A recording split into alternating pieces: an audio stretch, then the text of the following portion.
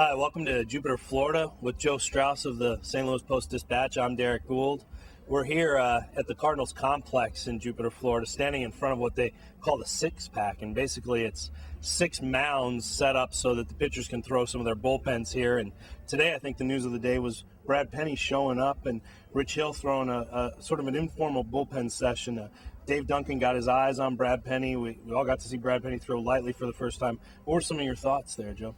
Well, it was interesting that Penny threw longer than any other pitcher. Threw about 50 deliveries in front of Duncan. They exchanged some thoughts on what was going on, and we talked to both Dave Duncan and Brad Penny afterwards, and it seems like it's going to be a very interesting relationship. A very talented pitcher with obviously a very talented pitching coach, a guy who's had some injuries in the past couple of years, and who's got a 5-pitch assortment. And Dave Duncan made the point it's not what Penny throws, but perhaps how he uses it that may be the lever to improve his performance here. It was about last year at this time that they took Joel Pinheiro aside and said, look, hey, you got this one-seam sinker that's really working for you.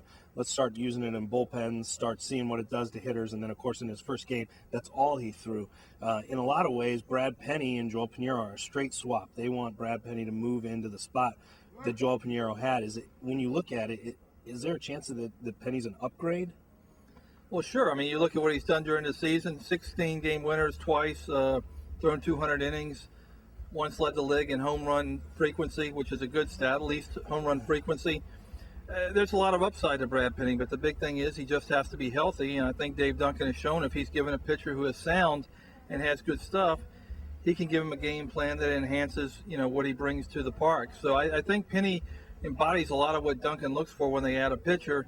It's going to be very interesting to watch his metamorphosis walking into camp as opposed to when the team breaks camp. A lot of the focus, obviously, early on is going to be on pitchers. I thought it was interesting today when we were talking to Duncan that Duncan, while a lot of the names are familiar, he said that he sees a hell of a lot of competition in the bullpen when it comes down to it. What do you make of, the number of names that are floating? I think a lot of the rotation, a lot of the competition in the bullpen will be dictated by what happens with Kyle McClellan in the rotation. McClellan makes it. It's going to juggle some roles. If McClellan doesn't make it and has to go back to the bullpen, I think the bullpen is fairly set. Last thought here, I'm real interested in what Mitchell Boggs does. He's been mentioned in this kind of number 5 starter competition, but there's a lot to like about what he did in a relief role last year. And as far as a power pitcher, he's probably one of the guys who probably doesn't get enough attention for the velocity that his fastball has and the bite his slider. I think if Mitch Boggs has an upside this camp, it's probably more as a setup guy as opposed to a starter. You look at his velocity and his splits last year, remarkably different from the rotation to the bullpen. And that's something they could use. Somebody could fill in for Ryan Franklin.